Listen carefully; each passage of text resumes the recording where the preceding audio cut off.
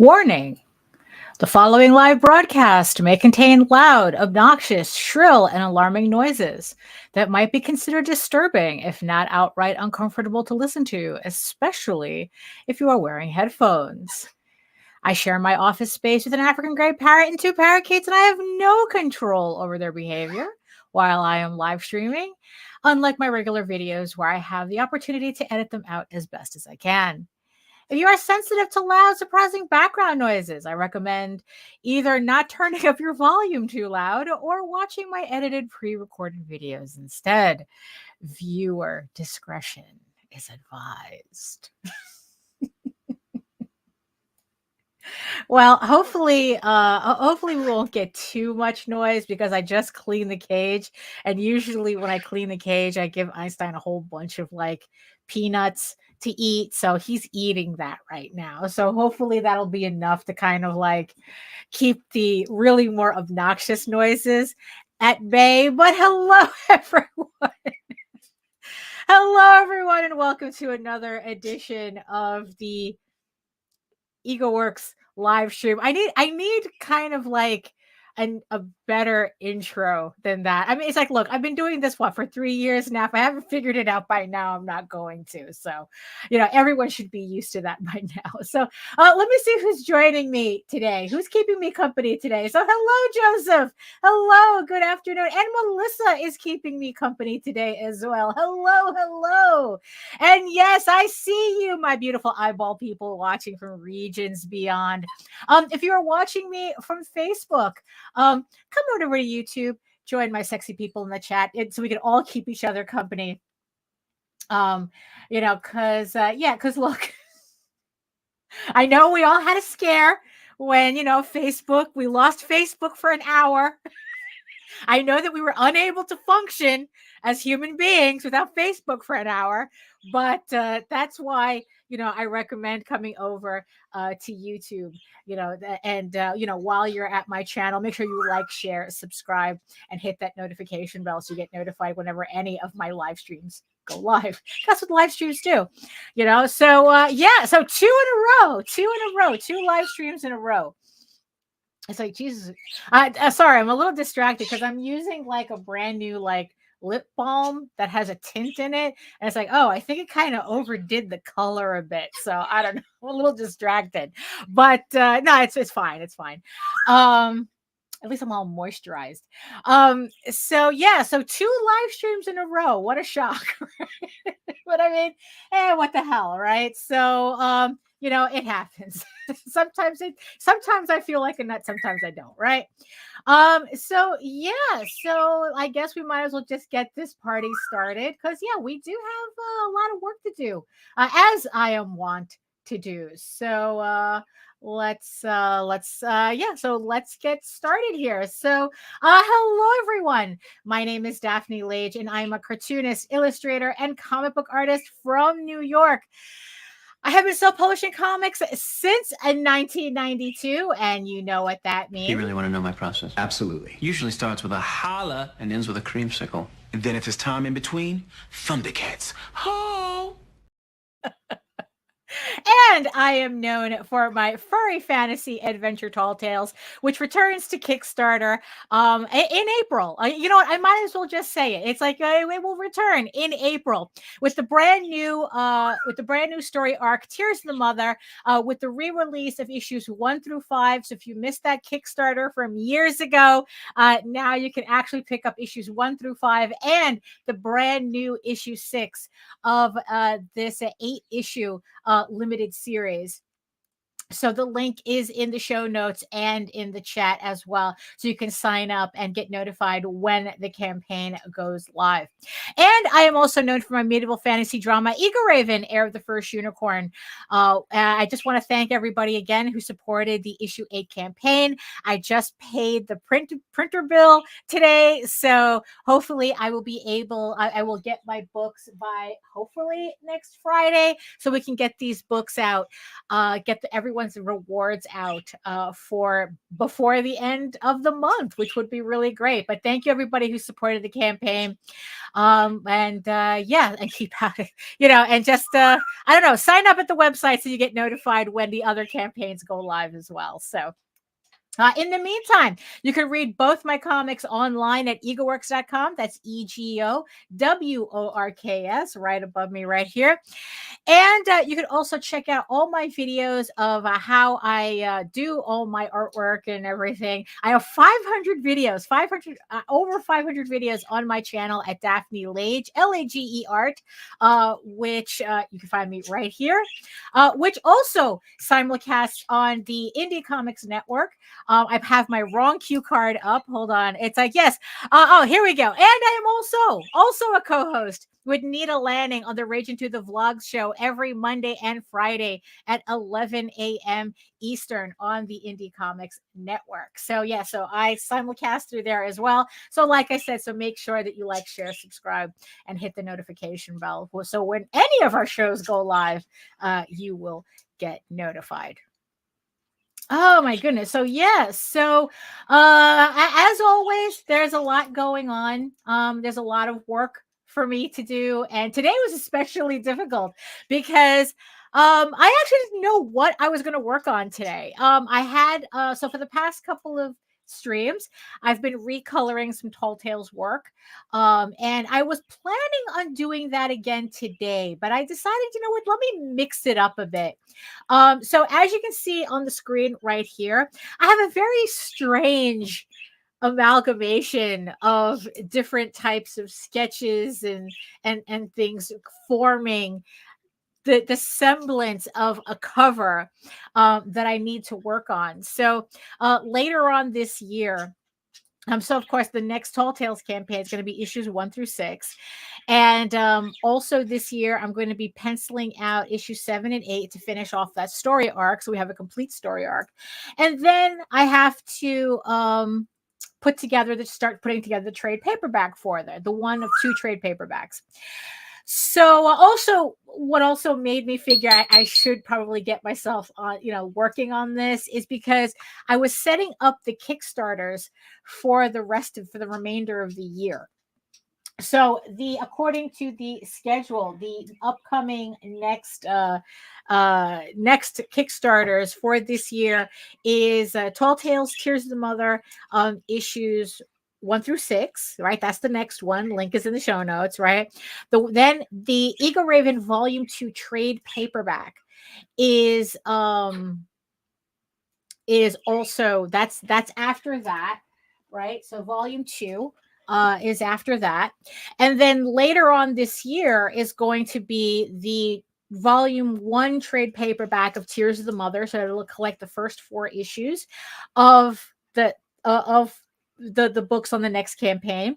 So I don't have a cover for that, because then the book after that, which I guess is official because I did start putting together the Kickstarter page for it, is House of Bob. A House of Bob, not safe for work, furry pinup sketchbook.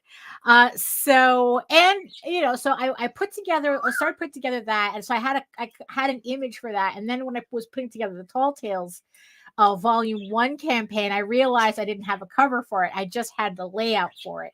So that started bothering me, because you see that list of campaigns, and then like only one of them doesn't have a picture, and it's really, really bugging me. So I figured, you know what, I have to do this anyway, so might as well do something a little different for today. And we're going to be the collective we are going to be working on this cover today, or at least get it started, so at least I can get that momentum going, right? But before we get started with that, right? So I wanted to show off a couple of things that I got in today. Actually, not the last couple of days, but a bulk of it I got in today. So for those of you who've been following the vlogs, right? It's like, I don't want to say it, but I have to give this context, right? So the past week or so, we have been talking about, AI and how it's just pretty much messing everything up, right? So what happened, especially in this case, in the context of this case, Google search, which for the longest time has been my go-to for quick and easy reference. You know, if I had to look for something or even just to have something on the screen, like, you know, oh, just give me fantasy artists and it'll give me, and I'll just have the Google results open to kind of like get that visual inspiration.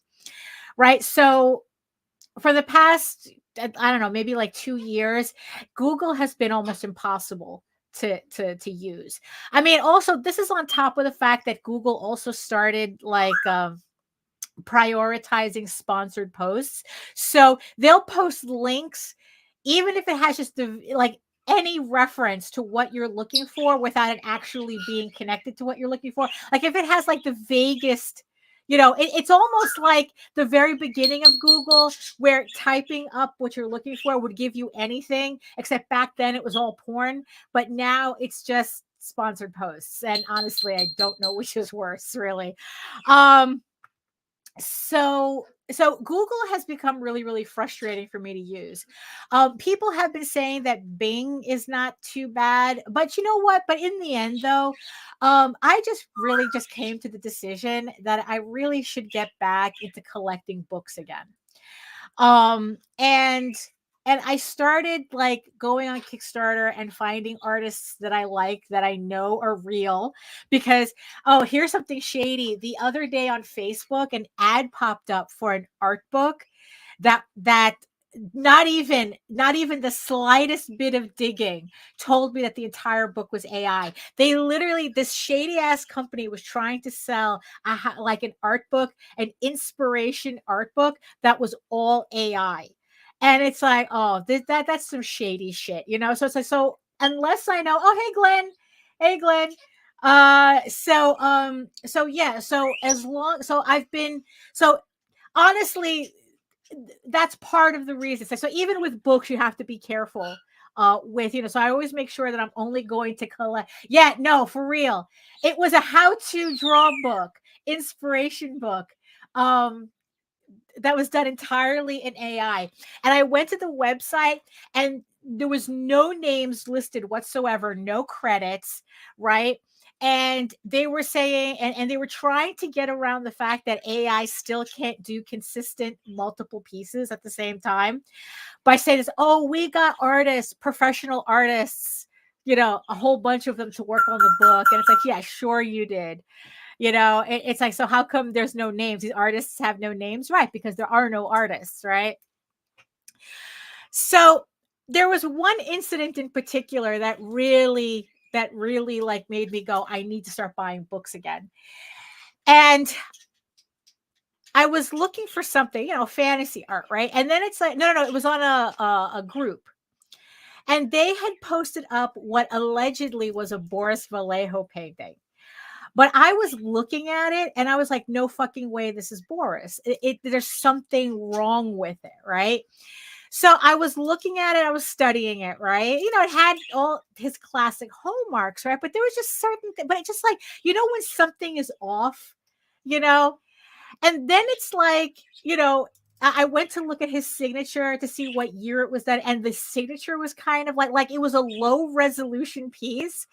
And then I realized, like, oh, of course, they made it super low resolution and really like had a lot of artifacts in it to cover the fact that the signature was garbled.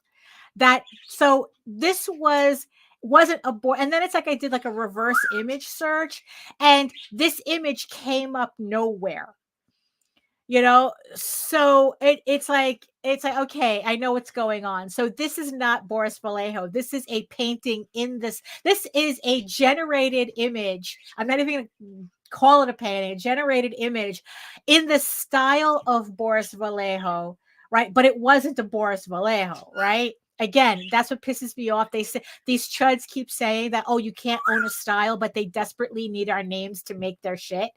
So you know, if my name is not my style, if my style is not my name, then what is it? And vice versa, you know? So I got really mad that it's like that now it's like they're making up these stupid images and just trying to pass it off as the actual artist. This garbage, they're trying to pass it off as if it was a piece by the artist. You know, so I just got so pissed. I went on eBay and there was a Boris Vallejo book that I had a long time ago. I don't remember why I got rid of it. Probably most likely because I was stupid. And I lucked out. Well, it really wasn't luck because it seems like these books are everywhere. So they're actually pretty easy to find. And I got a decent deal on them. I think I paid like $20 for these. So actually let me see if I could put this on the screen. Hold on. Oh, okay. Let me do this. Let me do this. No, that's not it. There we go. There we go. So so I bought, so it's like right after seeing that image, I bought these two books. I think it cost me $20 for the both of them. And it's a hardcover. One of them's a hardcover, and the other one is a paperback. Where the books that I had before was the reverse. I had a paperback, you know, and the hardcover. But you know what? It's like I really didn't care. For $20, I was getting these books back. So it was just like really nice to finally get the OG book from Boris, you know, and these are his actual paintings, not some garbage on Google claiming to be his when it's not. So it was just like really nice to see this book again and to have this book again. And just kind of like, and then, you know, also get all of his, it's not as much of a well, it is a how-to because technically you can kind of take his instructions and try to work with it, but you know this is still years worth of work, of practice, of effort, you know. And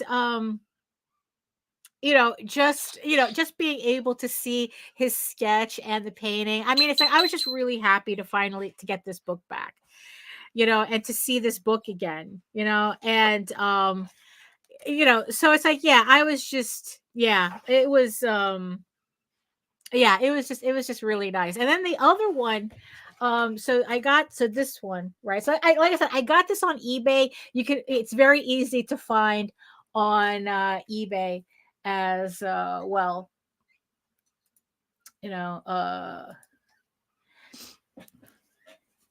so and then there was this other one, um where this is just more of his paintings and his drawings. And I like this because it's like, oh, look, a process, you know, look at that process,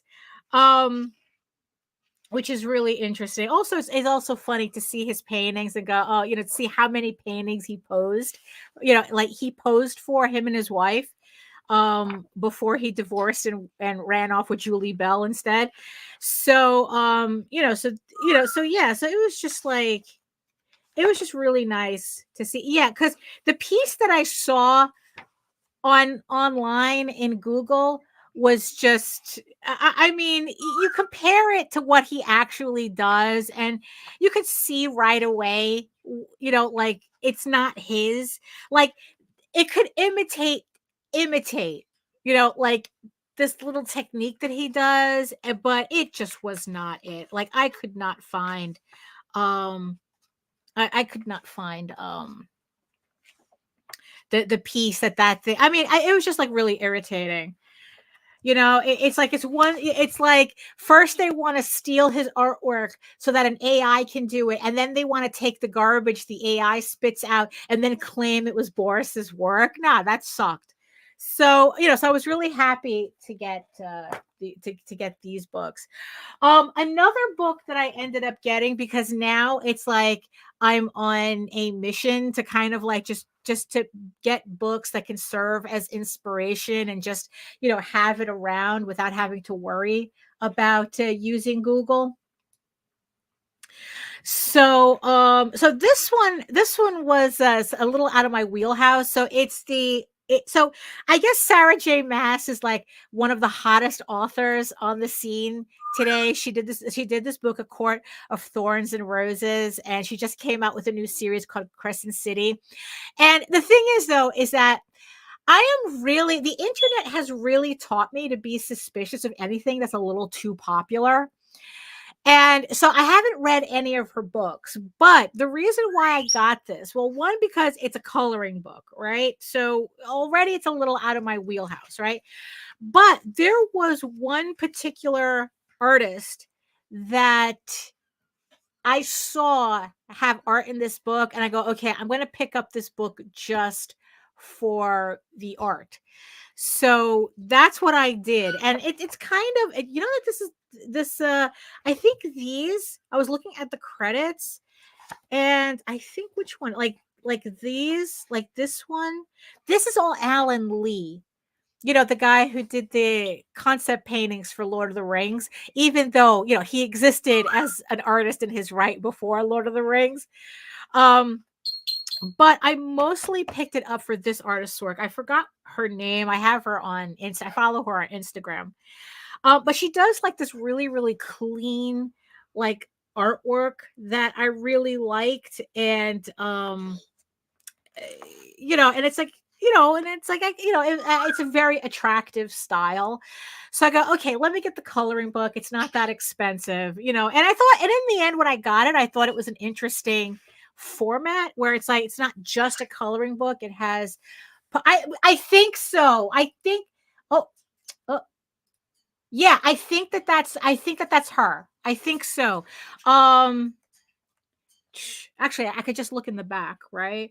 Yes, Charlie Bowater. Thank you, Melissa. Yes. Thank you. So yes, Charlie Bowater. I just couldn't remember. They have the credited in the back. It's just that I couldn't remember which one was hers. So so I kind of like this format where it's like they have the coloring page and then they have an excerpt of the book, next to the image. And I thought that was pretty interesting. Something to think about for me in the future, Um but yeah, so I picked this book up because I really, but what was really funny, right, is that after, like, I got the book and I was like really looking. Oh, it's like Melissa says, I follow her on the grams too. I don't like SJM books anymore, but I do like her art still. Yeah. Yeah, I'm not familiar with Sarah J. Maas. Like I said, I'm very suspicious of anybody who's a little too popular because I've been burned a lot of times by internet recommendations, a little bit too enthusiastic internet recommendations. So I have my own list that I'm my own list of books I'm going through. If I get to her, I get to her, but if I don't feel like I'm missing anything either. But the funny thing is that when I was really looking at her art style, it really made me not understand, but like, I really do prefer a more cartoony style. Like for some reason, it's like, even though I really like her ink work and her figure work, like, it's a little too realistic for me. And it's like, it was just funny to kind of realize that, yeah, they're a little too realistic. And it's like, and I much prefer like more cartoony, more animated looking, it's like more cartoony. Like a lot of French comics kind of like get that middle ground that I really enjoy. That's why I have my whole collection right here. So yeah, it's more cartoony, not, yeah, like this is like too realistic for me, believe it or not. I just thought that was funny, realizing that. Um, it's like I can't really put my finger on why. That it's like there's just like, yeah, it's a very pretty style, but it's not one I would personally go for. I just prefer something more cartoony. maybe more kind of like, it's a lot of a little bit of Disney, a little bit of French comics, a little bit of anime, that kind of mix. So that's just a personal preference. So yeah, so I got this. So this is also part of the growing art book collection, right? And last but not least, that I got, this is less, well, this, so I bought manga. These are actually these are actually Yoi comics that I picked up. I cannot open them on screen. So you're just gonna have to take my word for it. So it's Black Sun by Yuki Ogasawara, right? And I originally saw this book on some bootleg site that I was reading when I was reading the Omegaverse manga that I still am obsessed about, but I was reading it back then, and this series had popped up on the recommends, and it's in English. It's yeah, I can't really open this. Can I? Okay, I can open a little bit. All right, so here's a page. Here's a page. So it's so the general gist of the manga is that a Templar knight is taken as a hostage uh by the enemy, by I think by a prince, in exchange for freeing his troops, and hilarity ensues. Hilarity being not hilarity, but so yeah, so I can't really flip through the book on camera. So it's a 2-volume series. So of course I got the both so that I can have a complete. I can have it complete. And what was funny was that the seller, I got these on eBay because they're out of print. So the seller had accidentally put the wrong tracking number on this. So it had told me, so this morning I was being driven crazy because it had told me that it had been delivered, but there was nothing in my front yard. So I went talking to the neighbors, because sometimes that happens, like, oh, we haven't seen anything. And I thought it was weird too, because I don't remember hearing the mailman today, at that time. So it's like, oh, that's weird. It's like, why is it saying it delivered, but I didn't hear the mailman? And then when I went to look up the tracking number, it said that it had been delivered in Philadelphia. And I go, wait a minute, but my address is right here. So I contacted the seller saying, it's like, look, I think that you mixed up the tracking numbers. It's like, and I sent them a screen grab, and it's like, when are my books actually supposed to come in? And but after I'd sent out those emails to the seller, they came in through the mail. So I emailed, was like, oh, it's all good. Yeah, the tracking number was wrong, but at least I got my books. So that's another book. These are other books on the pile as well. So yeah, so I have to figure out what is it? I have to figure out like how I'm going, because I have a lot more books coming in. And I infamously don't have the room, because when I redid the office, I had to take out like, I had bookshelves just on this wall. The problem is that any books that were here I couldn't access because I couldn't climb. I just couldn't reach them because of the table. So when I redid the office, I took the bookshelves off, but it meant that I was left with significantly less shelf space for the books. So it's going to be a problem. I'm just going to have to figure it out. I was thinking of probably setting up a shelf underneath my desk over here. I don't know how I'm going to do it. It's something from IKEA or something. I'm not sure what I'm going to do, because like I said, it's like I need to have books back, because Google is not helpful anymore. So yeah, so those are my so that was my haul for now, my book haul. I still have a bunch of books off of Kickstarter that are coming. There's one particular art book set. It's a how-to. It's like well, I'm going to show you the book in a second. One of their books in a second. So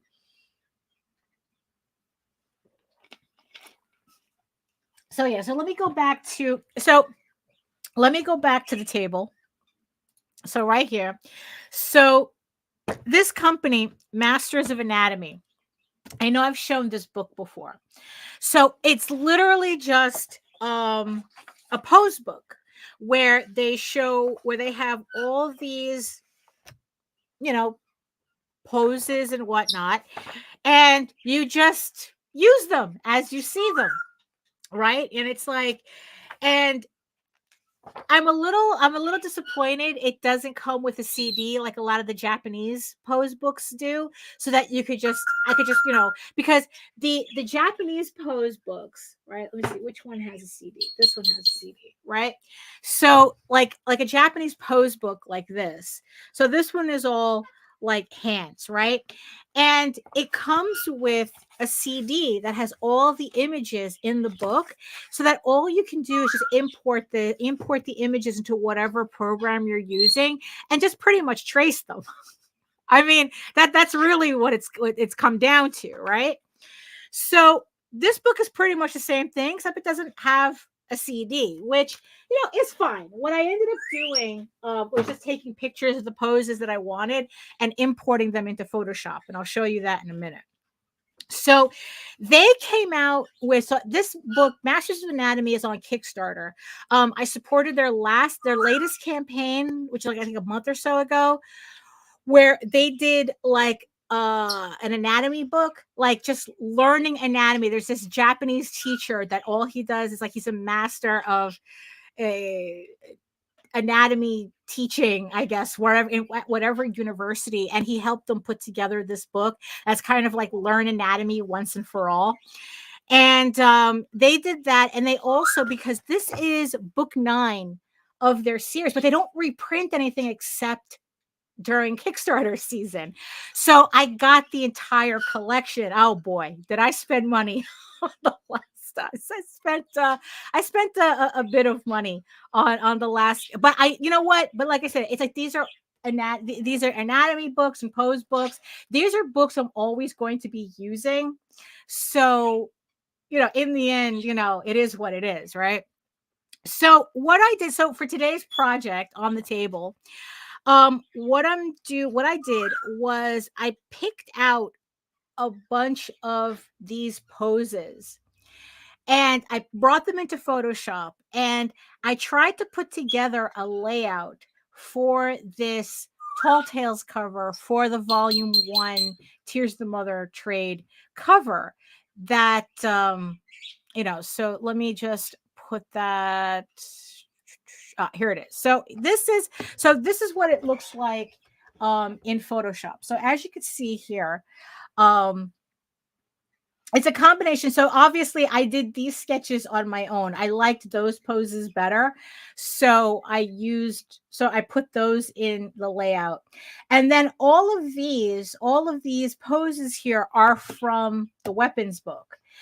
So these are all poses that I pretty much, so like kind of like played around with and tried to get this composition that I like. It kind of like, I like the way that it looks like a wave. So, and then it's like I took a background from one of the issues to kind of like give me an idea as to what I want to do in the background. So I'm going to put the maze, which features prominently in the book. So that's going to be in the background. And then you have all the characters here. So just to kind of give you an idea of what I'm working with here. So, when you put the trade dress on it. So this is kind of like what I'm going with. Of course, I have to figure out what I'm going to do here, because obviously I'm going to end up covering a character with all this text, but I want her on the cover. So I have to figure something out, maybe move her down a bit or something. So right now where I'm at is now it's okay. So this is my layout essentially. So what I'm going to do is I'm going to start drawing out each of the characters that go in that spot. And this is where Clip Studio Paint. So this I put together in Photoshop because I did this before I had Clip Studio Paint. So then what I did was I brought the the original file that has all the clips. So as you can see, it's like all of the poses are just put in here. So I have each of them. So I brought them into Clip Studio Paint. What I like is that Clip Studio allows me to just take my Photoshop files and opens them up. And I'm just able to work with them from here. But I don't want to draw in this file. Because what I want to do is I want to draw the characters individually. So what I did, like just for the sake of what we're doing here. So I took this first character, which is supposed to be, this is where Ravenwood is supposed to be. So I separated him out into his own file. So what I'm going to do is I'm going to draw him out using this pose. And then when because also the thing that I want to do is I want to have an entire pose so that I can use it as assets for other things. So it's not necessarily just I draw out this cover and that's it. This way I'm able to draw the character out completely, fit him on the cover the way I need him to. And then if I ever needed it for anything else, I could just use the character as is. So what I'm going to do, because it's a little stuffy in here. Hold on. Let me see. Maybe if I just turn, because I was going to open up the, yeah, and I'm going to leave it like that. That's why I have a fan here. Because now we're kind of like in that transition period where it's too hot, too cold, too hot, too cold, too hot, too cold, right? Open up the window. It's great. And then it's like in 15 minutes, I have to close the window again because it gets really cold in here. So, I'm just gonna leave the fan on because in the end, that's what I need. Actually, I just need more circulation. So, okay, so yeah, so that's what we're going to be doing today.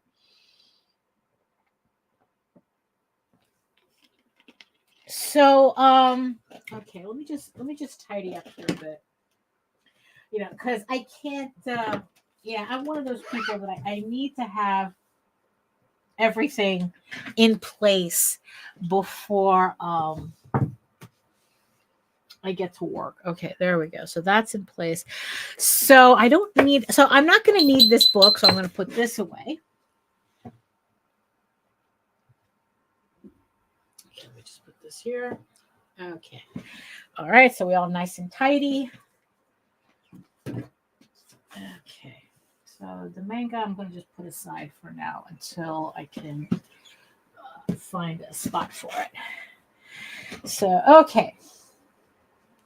All right. So let me just. So, yeah. So this also. So another reason why I wanted to, I decided in the end that I should be doing this. That I would be working on this today. Again, it's like it's just to finally get it started so that hold on. Oh, let's put the music on. Let's we got our mood music going. And like part of the conversation last week, right, was, like I said, at this point, we've been arguing this point for about 2-3 years already. Anybody who's still arguing with artists about this technology now is just they're just being assholes, pretty much. There is no discussion. There is no, it's not a debate. There is no conversation to be had, and one of the stupid things that keeps getting brought up is how, this is the exact same thing as if you did art digital. And no, it's not. No, it's not. Anybody who says that is just plain stupid. And I'm just going to say it like that because, like, you know what? No, you're just being stupid. If you're going to say that this is no different than working digitally, because it's like, look, and you know what? This entire episode is to show these people, not that I give a shit, but it's to show everybody. It's like, no, it is not the same thing. Because here I have the pose that I'm going to be using. Okay? Because you know what? This is all for the kids too. These are all for the kids who say that using reference is cheating, that tracing over poses is cheating. And it's like, fuck you all too. You know, it's like, look, at least with the children's, it's because they're children's and they don't know any better. Grown ass adults saying that this is the same shit as typing in a prompt and getting some Google, getting Google to spit out some shit for you. They're just being stupid. They're being assholes. They're being stupid and not worth my time. The children stupid in their own way, but eventually they grow out of it. Once they realize, just use the fucking reference. Just use every tool that you have available to you. Okay, it's not cheating. It's just a tool. Any more than it's like, oh, using a hammer is cheating because if you were strong enough, you'd use your hand to get down a nail or something stupid. Like, it's stupid. It's a stupid analogy for a stupid comment. So this is for them. So here I have my pose, and what I'm going to do is I'm going to put it on its own layer. And I think that the mistake that a lot of people make, a lot of new artists make when they're using these types of tools, when they're using, it's like, oh, they're tracing, is that they're too literal with their work. Like, if they're tracing a body, they have to they're tracing it. They have to use the body, the drawing exactly the way it is, which makes no sense because, well, the characters, your characters are going to have different proportions to this is just for reference. This is literally reference. It's a pose that I like and I'm going to use it, but it doesn't fit what I need to do in its literal sense. Because we're not drawing humans, so this already doesn't fit, right? The body type is different, right? I draw differently than whoever it is that drew this pose. So what I'm going to do is I'm going to first put in the, I guess, like the under, because this is for Ravenwood. This is the main character. And what I'm going to do is I'm going to draw in what I need from this pose. Right? So like right off the bat, right? So right off the bat, I'm not going to use the head the way it is because that's not the shape of the head that I need. Right? It's like I just need the pose. So that's what I'm going to be taking from this.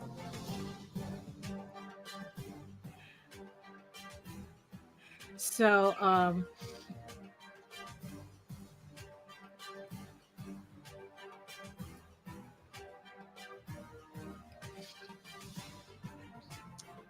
so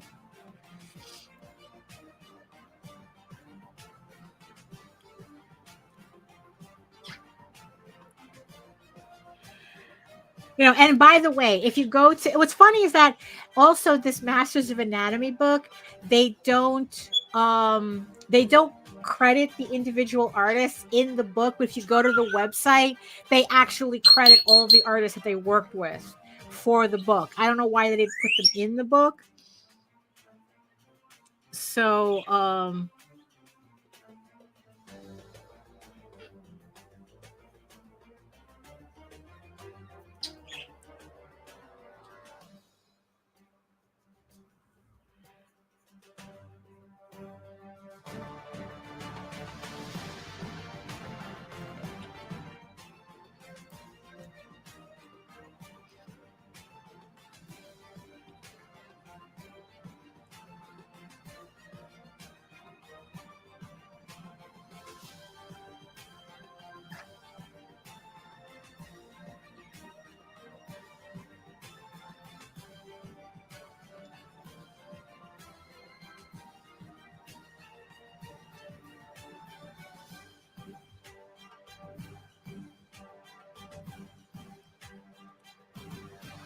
So you can already see that what I'm drawing already looks a little different than than the piece that I'm tracing.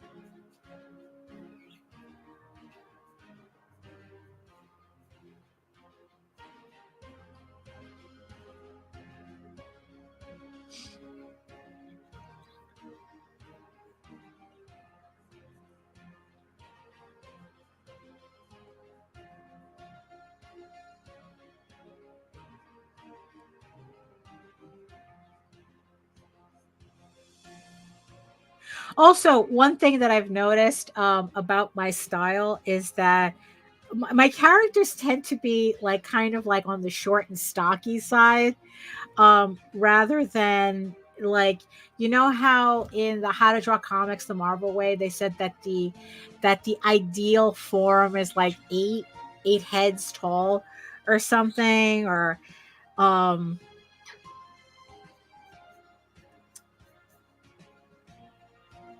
but the funny thing is like this is also something that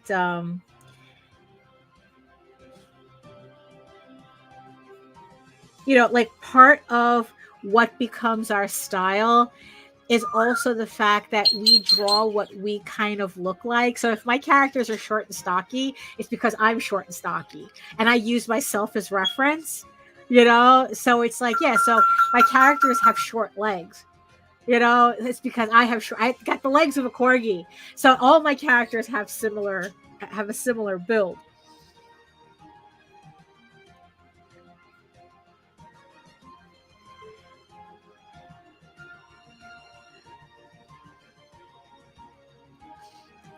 So okay, so here we are. This is the shape that the pose that we're working with, right? So yeah, so as you can see, right, they're not okay. So let me okay, right.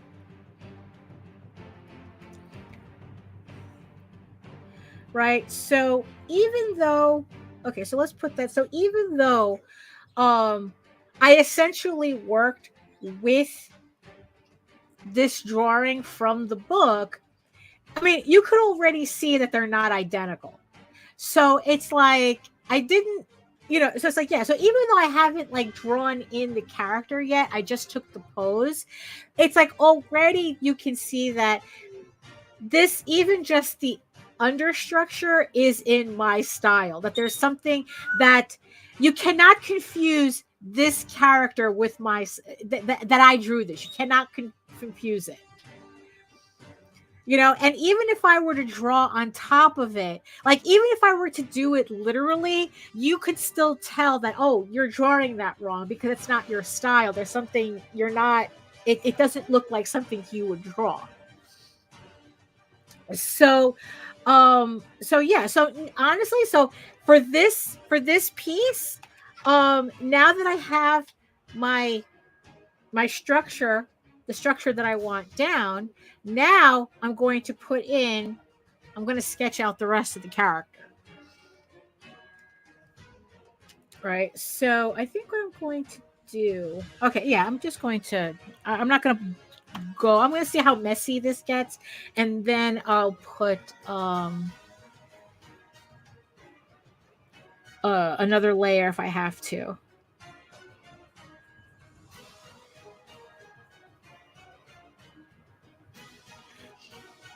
So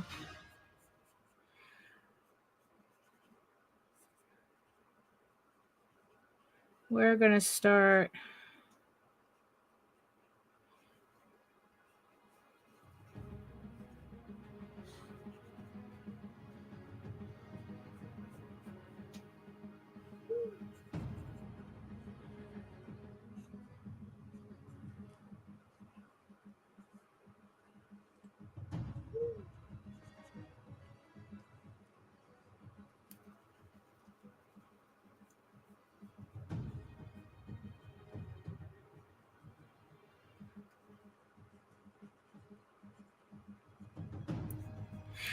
So far, I don't know about you, but so far, this still doesn't feel like just typing in a prompt and calling it a day. It still feels like I have to draw this out, right? So, no, it is not the same thing.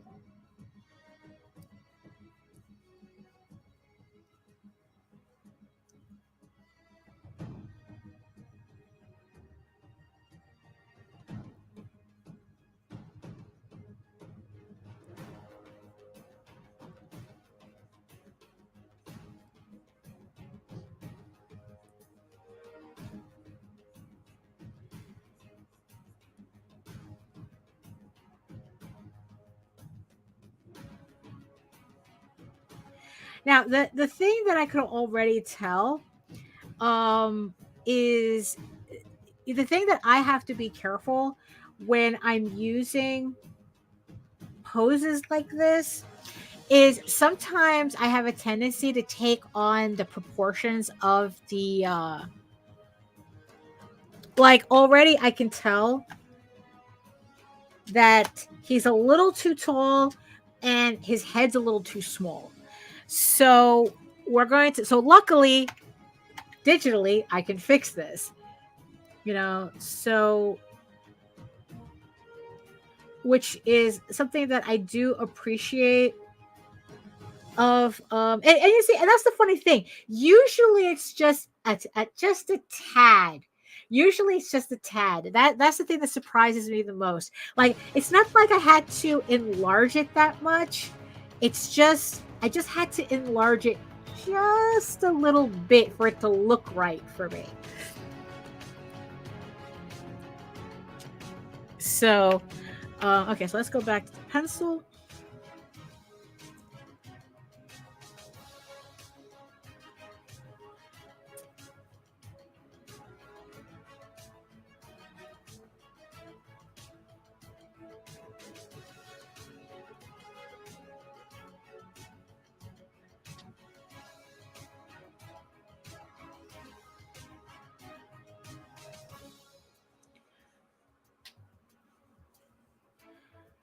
So if I can appreciate digital for that, is me being able to fix those mistakes quickly without without having to like feel like I have to start over. Also, what doesn't help either is that I do have to admit it's been a while since I've drawn these characters, so I feel like I'm a little rusty. So I'm proud. Yeah, so I just have to, it's like what? It's like I've been spending the last several months just drawing Ego Raven, So it's like, yeah, it's been a while since I've drawn the Tall Tales characters.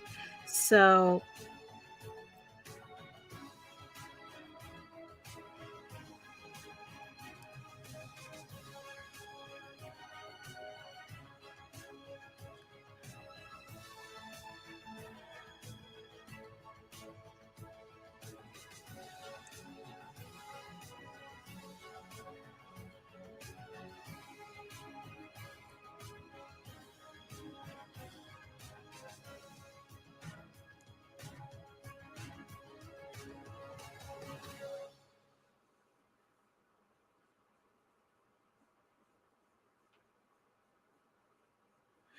but also it's like I know that my style changed a bit as well. So we'll see. So when I'm done with this piece, we'll see just like by how much. Because in the end, it's like that's also something that's inevitably going to happen. That's why you can't oh, hello Jens. Hello there. When you're drawing a lot, it's inevitable that your style is going to change. It's going to change as you're working. That's just what happens. That's why in the end you can't really get wrapped up in it's like, oh, I can't release my book because it's not perfect. I have to draw it again. It's like a pet peeve of mine. It's like I knew so many artists who would have 5 iterations of their issue 1 because it was never perfect. Instead of having 5, I would rather have 5 imperfect issues than 1 perfect issue that's never going to be perfect anyway. And essentially that's how all my comics are. I mean, it's like if you look at Tall Tales, I don't think I really get into it until like issue 4. Like halfway at issue 4, you actually begin to see my style changing.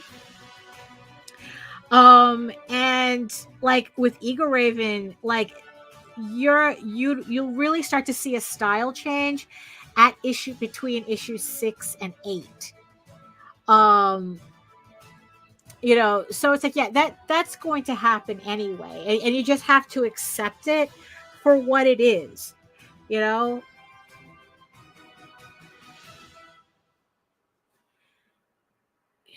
Let's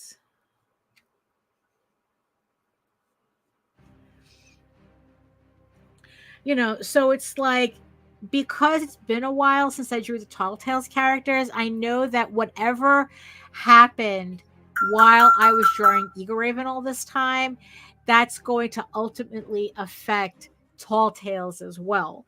So that's just what it is. So yeah, so the last 2 issues of this mini series, Tears of the Mother, might look a little bit different than the first 6.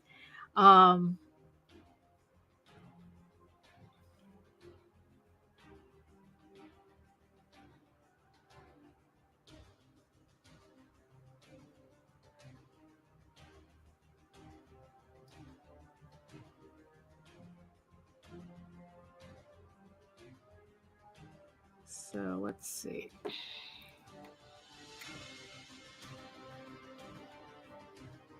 Okay.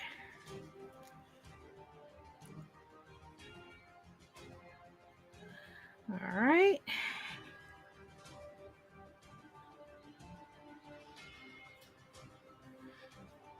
So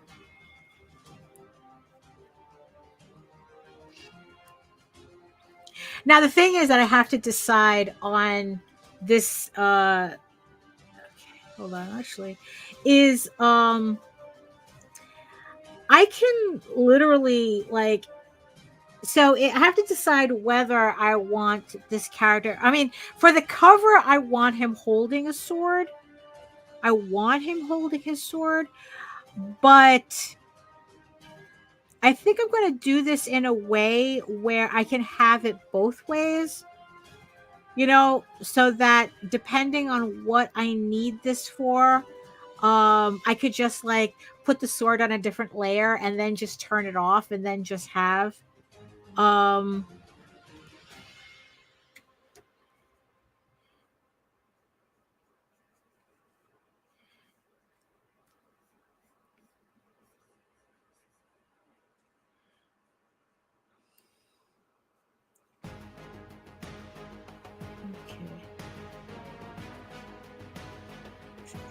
Let's see.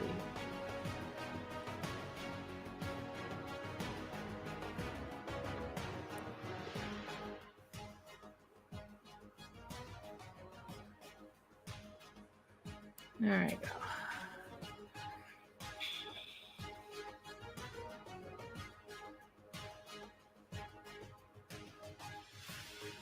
Yeah, so when I get those books, I'm really planning on studying them.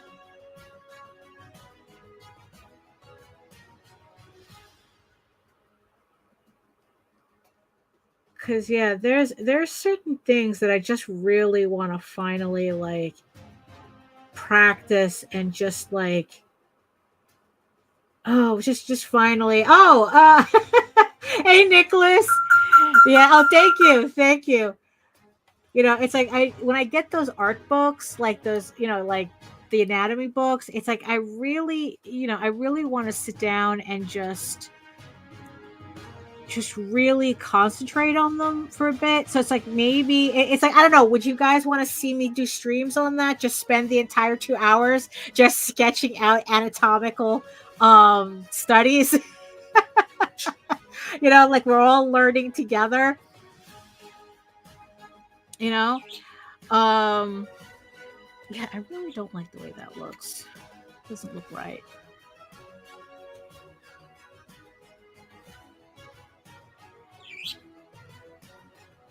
No, that doesn't look right either. All right, let me do one thing at a time, because like, yeah, there's just like, There was a video that I was watching that they were talking about, like, the reason why, like, it feels like lessons aren't sticking, because you're not working on them long enough for your brain to finally, to kind of like, for your brain to absorb the information, that it becomes kind of like the idea of muscle memory. Yeah, anatomy and posing are always challenging. In the end, that's why I bought these pose books, because there are just some days I don't want to think about it. So yeah, so this video was talking about how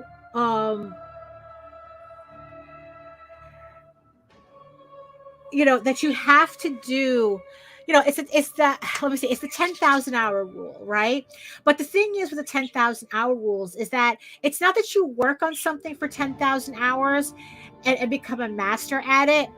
It's that you're doing something, you're doing serious study for 10,000 hours. That's what makes you a master at something. It's not just you're just casually sketching and all you have to do is just 10,000 hours of stick figures and you'll become a master. No, it has to be very conscious, deliberate practice. And he was saying that if there are things that are not sticking, it's because you haven't done that deliberate practice long enough for your brain to literally internalize it. You know how some things that you draw are easier to do than others. It's just so when something becomes easy to do, it's because your brain internalized it.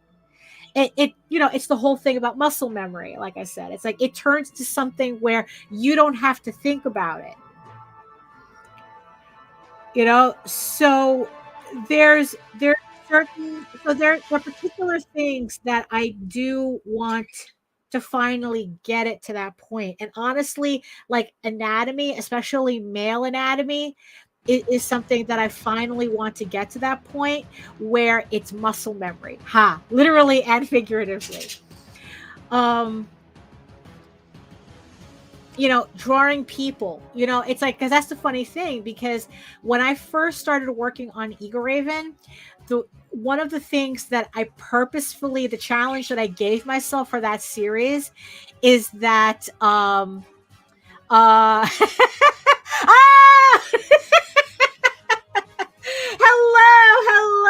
hello, welcome Pulsies, welcome. Oh my goodness, it's what's really funny was that I have this stream, I have the chat for Twitch open, right? And this weird message popped up that I didn't understand. We're in here like swimwear. And it says that their Visenia Designs is rating with a party of 13. And I go, oh, that's a strange message. Well, it's like a restaurant, oh, like a John Wick, I would like to make a reservation, party of 12. Hello, Keeman. Hello, Rayan, and hello, Razorblade, and everybody. Am I getting everybody? Hello. It's like that usually comes when people raid that message. We all get the reservation call. Yeah, exactly. So I was going, oh, that's really strange. And then poof, here's the raid. Thank you. So welcome, everybody. Welcome. For those of you who are just joining us, I am actually doing digital sketching right now, using some, I guess, like clip art that I had taken from a anatomy book, and it's a pose book. So you're supposed to do that. So, so there's a cover that I'm working on. Let me show you the cover. So there's this cover that I'm working on that I kind of like designed completely with clip art from a pose book. And it's like, and it's a combination. So these two I obviously sketched out myself, but the rest of these are from the pose book. So now what I'm doing is I'm taking each pose and I'm converting it into my characters, and then I will put them back into the cover, and then slowly put it together that way. So that's what I'm doing. So like I said, this is for all the people who think that working digitally and AI are the same thing, and also for all you kids who are still confused about reference. Using reference is not cheating. Using reference is the smart thing to do. And you know what? And just sometimes I don't want to be bothered having to think of poses. So the books exist for you to get the poses, and now I'm just drawing my characters over the poses. So so for everybody out there, yes, save for those in the back. Yes, reference is not cheating. This is what these are for. Poses are poses. The human body can only do so many, and and there are books that are available just for that. I have books from Japan that are literally just meant for you to bring into Clip Studio Paint and trace. So this is a similar thing. It shows you all these poses, and that's what I'm doing. I'm using the poses. So, because always remember, poses are not copyrightable. There is a difference between taking a pose from a piece that you like and copying the entire thing. It's like you're literally copying the entire composition, and like almost drawing the characters identical to the original. I mean, maybe next time on the next show, I'll show you a cover that I did that I actually used a Michael Plug painting as reference for it. So it's like, hey Lou. So it could either be, and you can either take it as an homage, as a pose ripoff, however. But either way, I did take the poses from that painting. So in this case, we're just using a simple pose. So right now that's what I'm doing. And and also it's like what I'm learning so far is that with all the comic book pages that I've been doing for Ego Raven for the past couple of months, my style has changed a bit. So I haven't drawn these characters from my other book, Tall Tales, for a while. So I'm kind of beginning to see how my style has changed since the last time I drew these characters.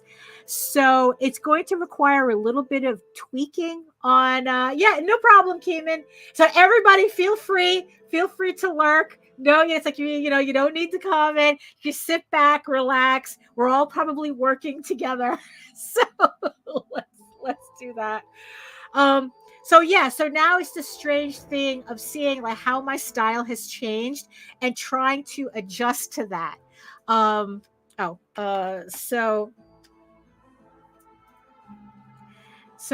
that's kind of like the funny thing now that I'm seeing right here.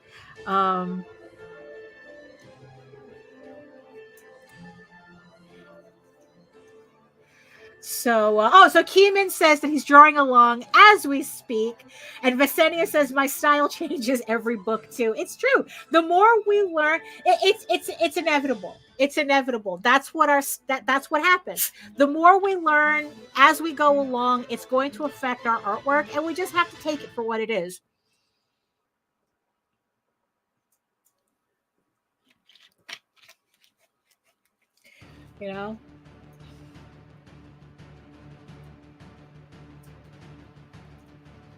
And also what I was talking about before is that even if you're like kind of like tracing poses, you have to, you kind of have to be wary too that you're not inadvertently taking from the reference literally, because the body types of your characters is going to be different from the base. So it wouldn't make any sense for me to draw this literally, because that's not what my character looks like. So I have to make sure that it's just the pose that I'm referencing. and you know, and not like kind of like accidentally drawing somebody else's lines or incorporating somebody else's lines into my work that don't belong there. Um,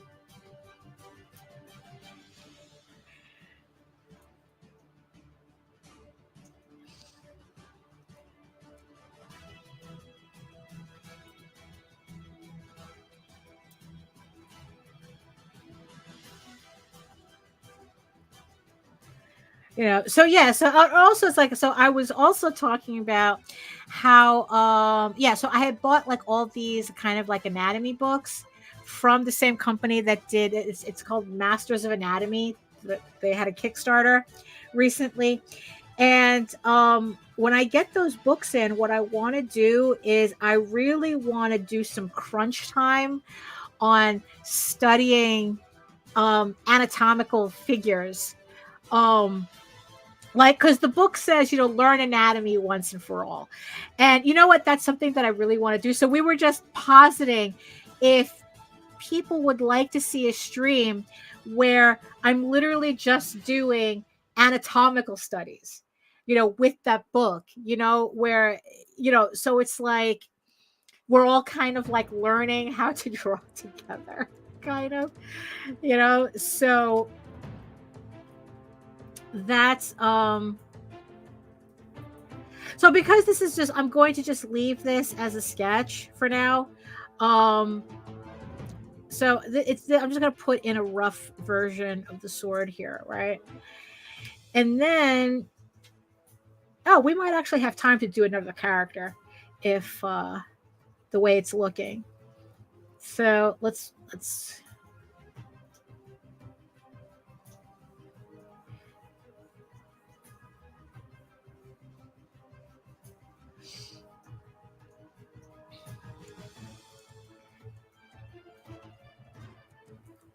see, how am I going to do this? I don't like that. Let's,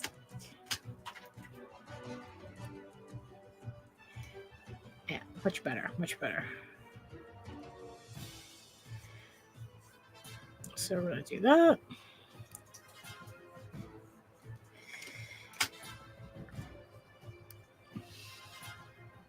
Okay.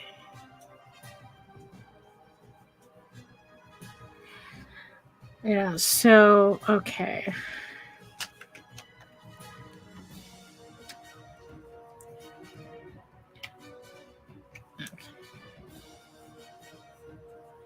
Now I still have to fix some things. Oh, I still think his head is too small. Now that it's kind of coming together, I still think his head is too small. So let's kind of fix that a bit. Yeah, I think that's better. I think that's better.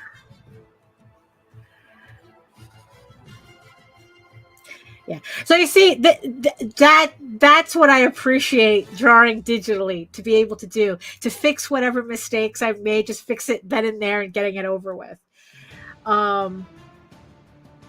Yeah, so that's much better. So I'm gonna have to fix this. I don't like this. Let's see. I mean, I'm not going to get too much into too much detail. I think that's okay. I think that's what I wanted. Oh, hey, Jake. Oh, what do you mean the sound is fried? Is there something? Is my music too loud? Let me just lower. I'm going to lower the music a bit. You know, I don't know, Jake. Tell me, lots of static in the mic? Lots of static in the mic. Is anyone else hearing static? Because I didn't touch any wires. You know, so let's see. Loop. It sounds okay. Nicholas says weird sounds. Okay, weird sounds clear to me. Joseph is saying it sounds okay. Lou, just in general, is saying I always have to flip the image to check for my mistake. You know, I don't really do that a lot. I don't really do that. I don't know. Yeah, Jake, check your earphones. Maybe it's your earphone wire, because nobody else. Even Lou says I don't hear static. So it might be something on your end, like maybe because usually if I hear static, it's because it's coming from my headphones. You know. Yeah, especially since that, oh no, that's not it. Let's see. Where is, here it is, right? So, oh, that is funny. Oh, hello. Oh, it's your end. Okay. All right. Hello, Bonnie boy. Oh, that is kind of weird. No, it's okay, Jake. It's okay. It's okay. Yeah, because we don't know until we know, you know. It's like I do like the way that that Clip Studio makes that easy to flip it, but yeah, usually I don't. Oh, because you know why? You know why, Lou? Because it's like I'm usually like I'm drawing here, right? And then I'm looking at it at another monitor, which for some reason on a second monitor, I'll catch the mistakes that I don't see on the Cintiq itself. Like I'm literally staring at the Cintiq, but until I see it in another monitor, I won't see it. So that's probably why I don't feel the need to flip, because I like because I guess like the whole thing, the idea is that if you flip it, you're kind of tricking your eye into like thinking that it's seeing it in a different, like it's seeing a different piece, or it's seeing it fresh. That happens to me when I look at other screens. That's why if you really want to find all your mistakes, post it to Facebook. Oh, hey Michael. So yeah, so that's probably why I really never made it a habit to flip pages like that, to flip the artwork like that. But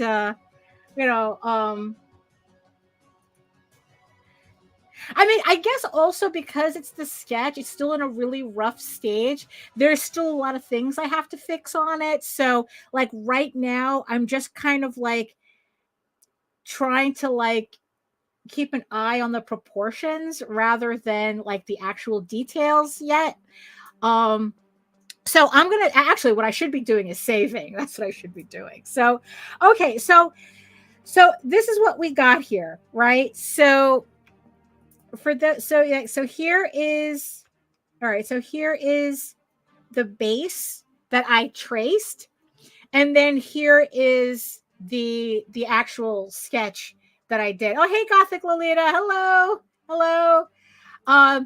So so as you can see, there's like I think it's completely different, even though I did trace it essentially, right? But the idea is to use the base as that's what it is. It's a base. I want the pose. It's the pose that's the important part for me, not the way the person drew it.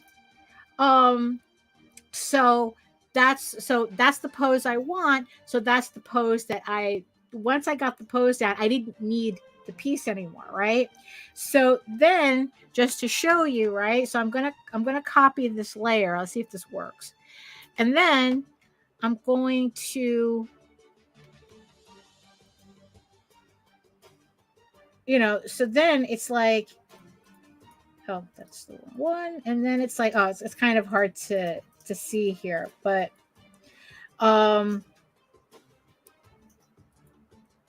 so that's kind of the start of this cover layout that Lou says I only flip it when I feel the sketch part is close to complete. Yeah, that would probably be the best place to do it, when you're just about to ink it. So in the end, so this is the idea that I'm working with here. So so I have all these poses here that I want to use, right? And then we're going to with each character, we're going to replace the sketch in the layout. So okay, so let's choose another pose here. Let's choose her. Where is she? Where is she? Okay. This one. This one. So let's take this one. Okay, so we're done with this one for now. So I'm just going to save this. Okay, and I'm going to open up a new 9x12 canvas, right? And we are going to put in, we're going to put in this pose, right? So let me make this one a little larger.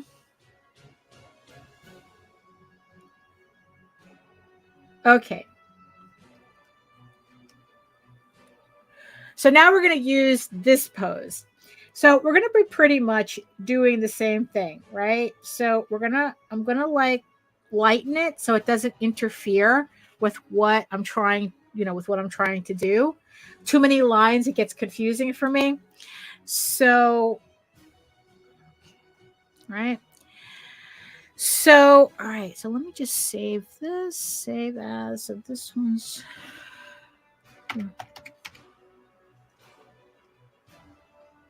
Okay. So now what I'm going to do is I'm going to take we're going to do the same thing that I did with the other piece. I am just going to really quickly pencil out the base of my character on this pose. Remember, we're just taking the pose. We're not like really tracing it because the body proportions are different. So, because like I said, this is a pen. I don't want the pen. I want the pencil. So, because already, I'm going to start off with a circle for the head, not the oval, that oval square thing, because I'm not drawing a person. So,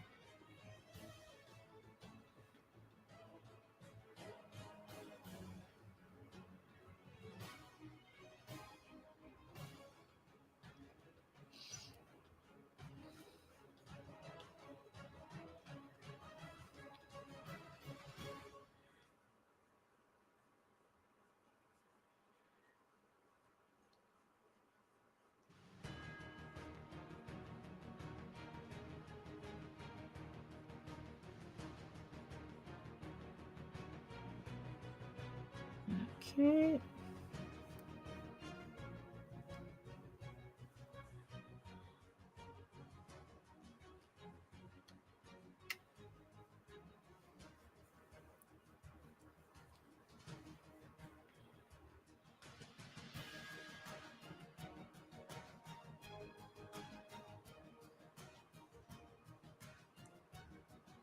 Oh, because also another thing that I really want to like concentrate on doing and finally getting right. So probably we'll do an entire episode just on drawing hands. We can all draw hands together. Because if there's anything that frustrates me the most, it's drawing hands, just like right now, you know.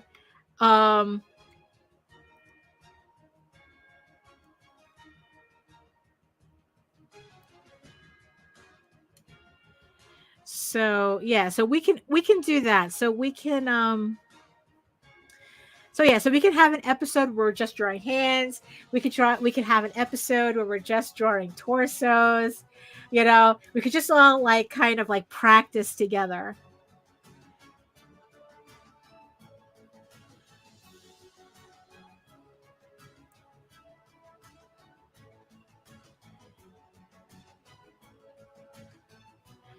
Oh yeah.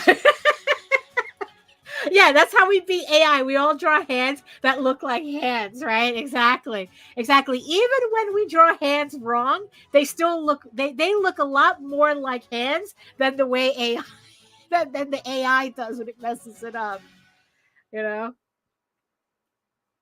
What's really funny is that, do you think that AI draws hands the way it does is because so many artists actually don't paint hands, like draw hands very well, so it just takes, because it is the hardest part of the body to draw.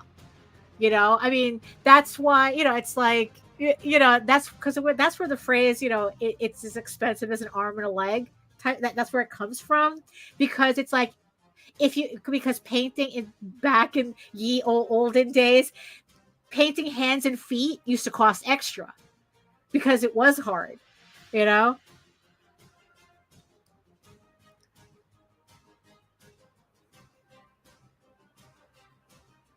But no, it's like, but the thing is though, it makes the mistakes that it makes are just like way too crazy to even think that that might be the case.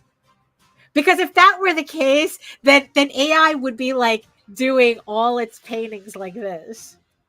You know, because it's like, you know, that old trick we used to do when we were learning how to do it, just hide the hands. All our characters stand like this. just hiding or like this. Just anything but drawing hands.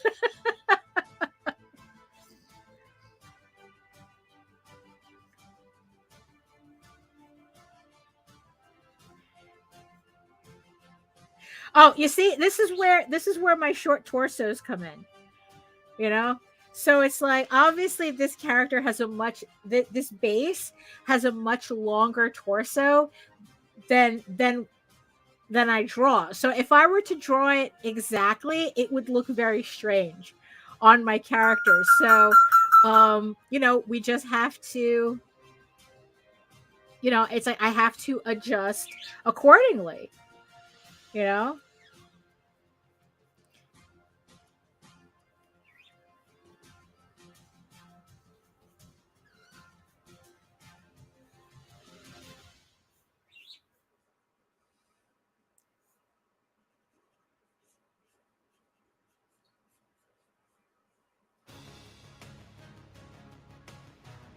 Let's see.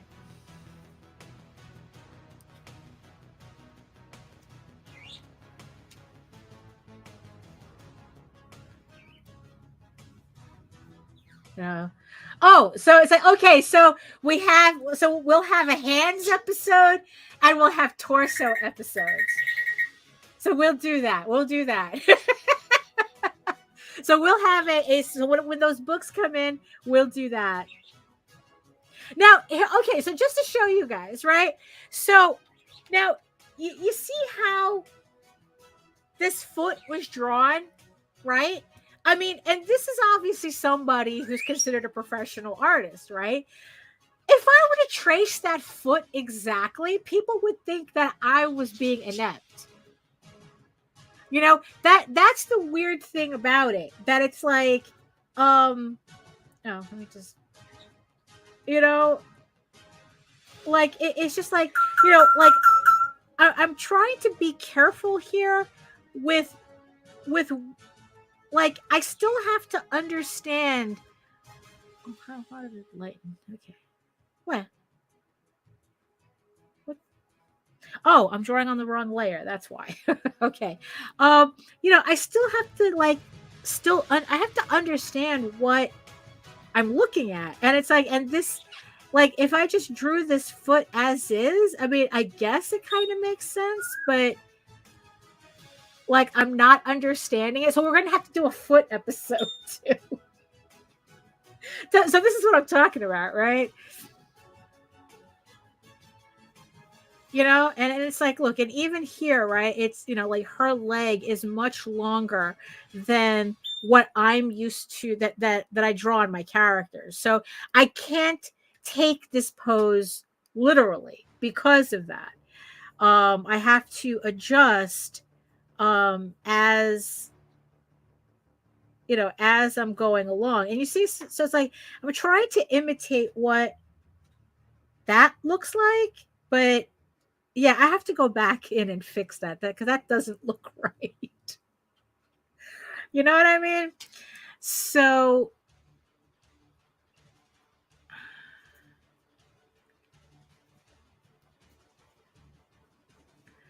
let's see. And then there's that. Okay.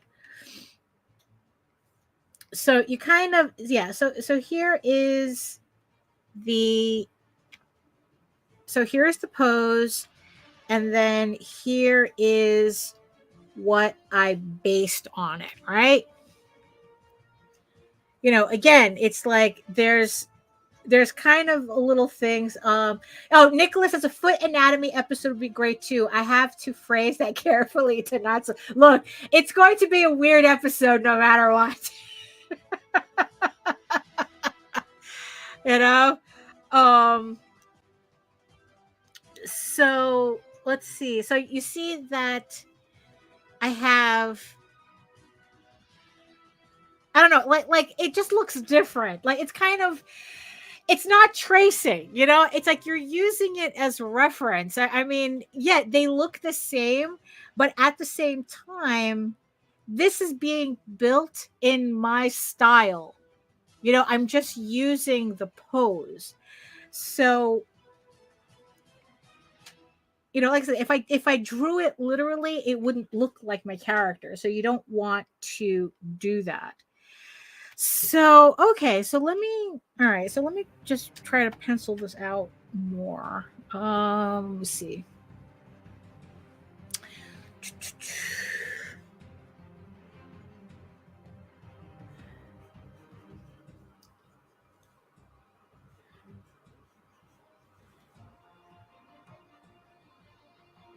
Let me see.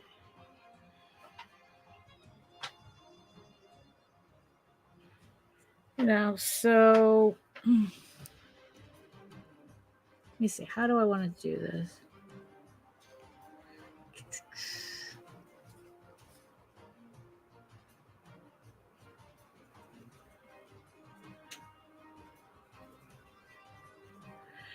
You know, because again, you know, and here I can already tell that again, the head looks a little too small, you know, so I have to adjust that.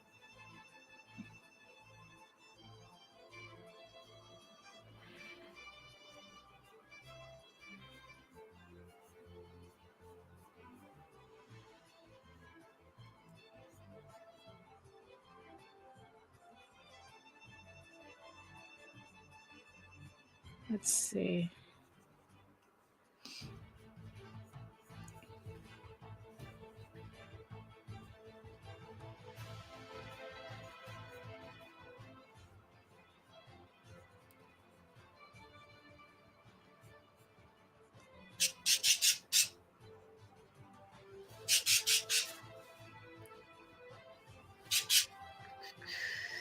Let me see. Here we go.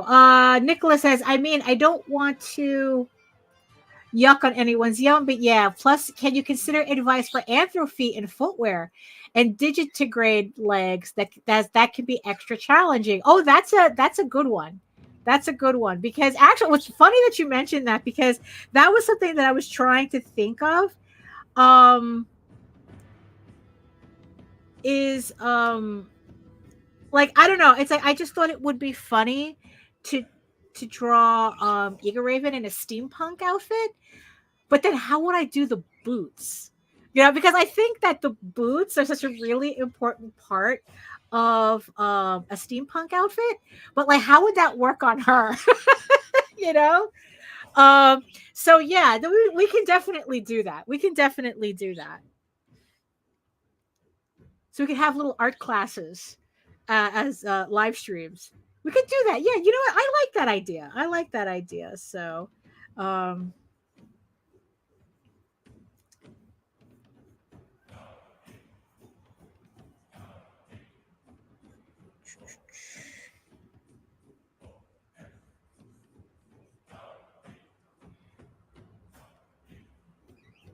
actually, this is wrong.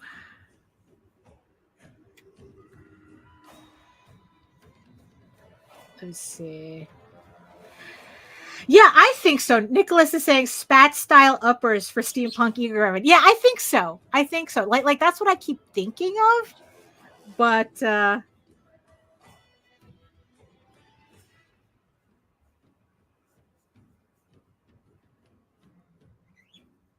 you know, just to show you, you know, that it's been a while since I drew this character. It's like I know that face is wrong. That face is wrong as hell. I just can't kind of place it right now as to why. Probably the angle is throwing me off. Let's see. Yeah, it's probably the angle that's throwing me off. which means that I have to go digging into my archives to get the character. Actually, I could probably do that now. Hold on, let me see. Import. Let's see.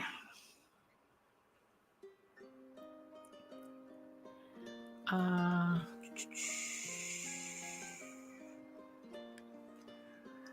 me see. Where are my characters? Or pinups. Where are they?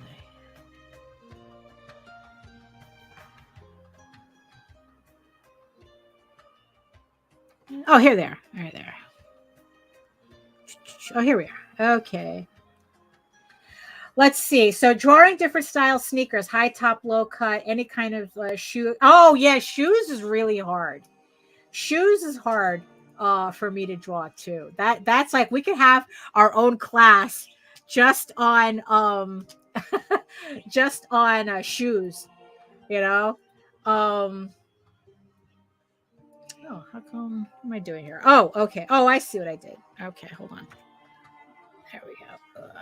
There we go. There we go. Okay. Look at that. It's been so long since I drew my own characters. I need my own reference.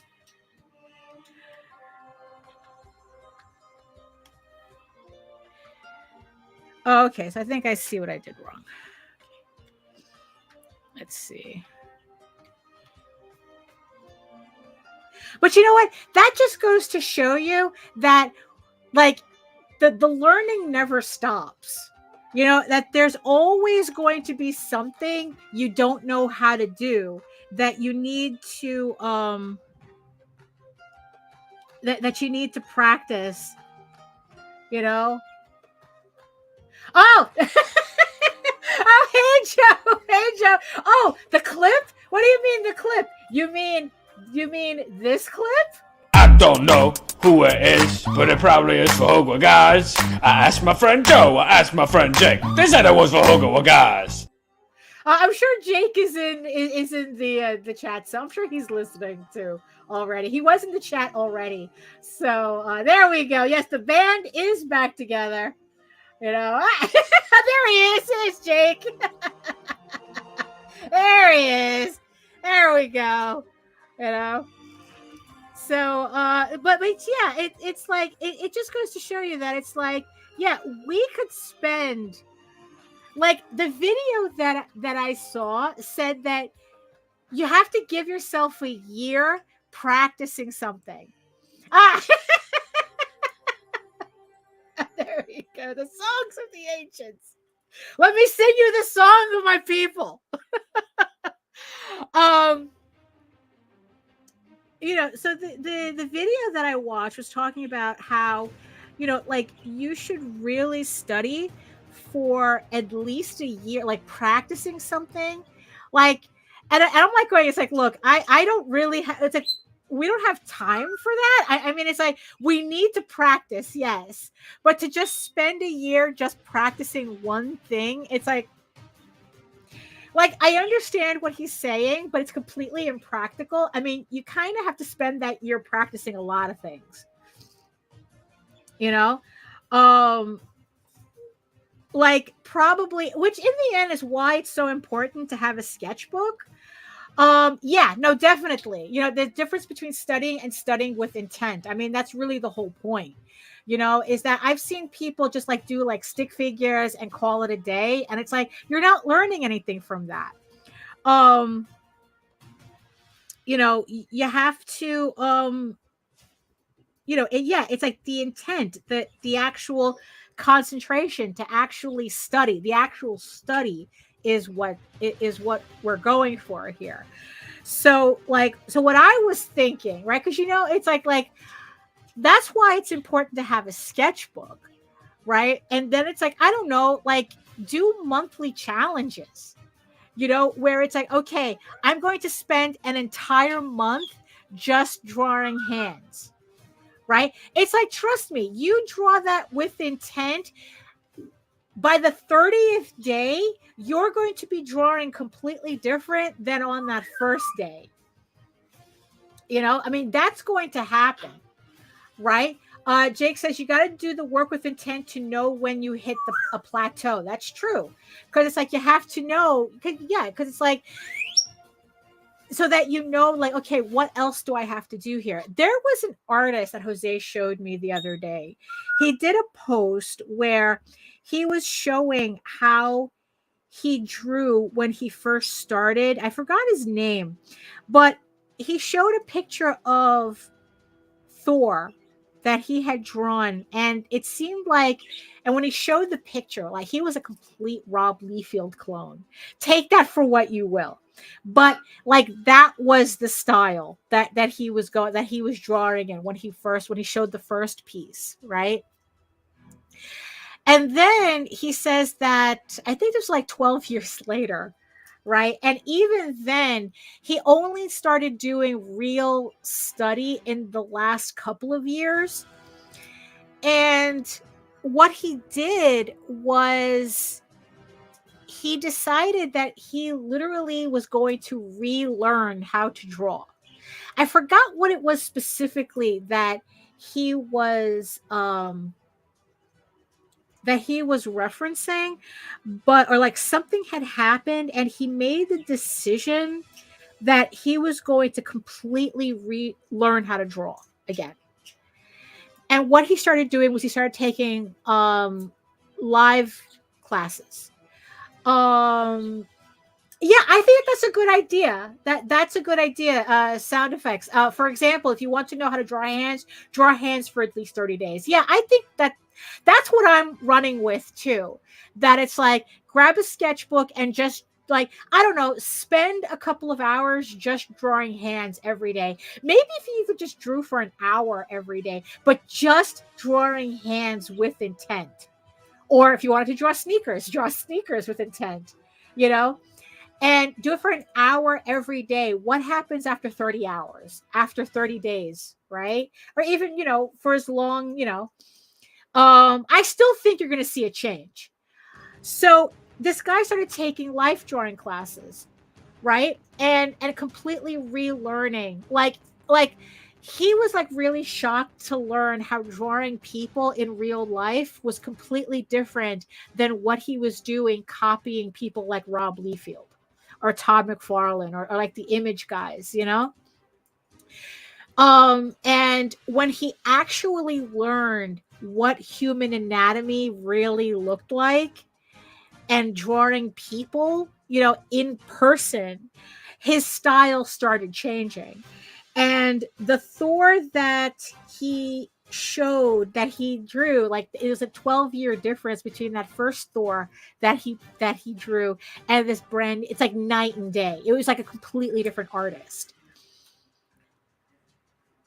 and that was, and that was the thing about drawing with intent. And like once, and he was saying it's like once you know how anatomy works, you can't unsee it.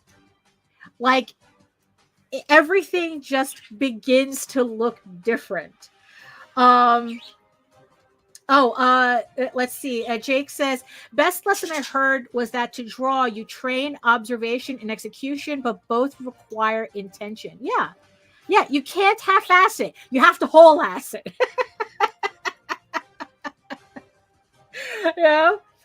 So,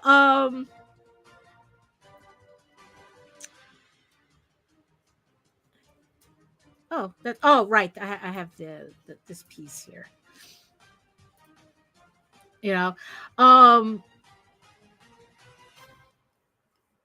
So yeah, I mean, it's like if you guys want to have like, if you guys want me to do like a 2-hour just like drawing with intent, what are we drawing today? We're going to be drawing hands today for 2 hours. Like, yeah, we can do that. I can do that. I need to learn it. You need to learn it. Might as well we learn it together. Let's see. That relearning how to draw is something I've been going through. Nerve damage issues. So getting to rebuild is a privilege. Change my perspective on perspective. Yeah. Let's see. Jake says, I don't have time to sit down and learn while I try to work on my comic. So I intentionally note my weaknesses and make it a highlight to work on it while working on a book. I do the same thing. I do exactly the same thing. Literally, I'm practicing on my pages, because there's also this one thing that I always keep in mind too, that Dave Sim had said, fix it on the next panel. Or fix it on the next page. Because there just comes a point where you just need to get the work done. But as long as you're aware as to what you're doing, then as you're working on the pages, as you're learning, as you're going along, you're actually learning. Like I said, when I started to draw Eagle Raven, I had rules that I said I was going to follow for that book to force me to do certain things. And that was, like putting in, like really trying to put in proper backgrounds, not just a backdrop. Like there's a different, like in Tall Tales, I use a lot of backdrops. In Eagle Raven, I try to use a lot of backgrounds. Does that make sense? Where, like, especially in Tall Tales, in the new Tall Tales series, that's where I really, really started using, like, being really conscious about backgrounds, as opposed to just a backdrop, where it's like, oh, as long as I put like a screen in the back that has some kind of medieval flair to it, that's all I need, right? Like, it doesn't matter.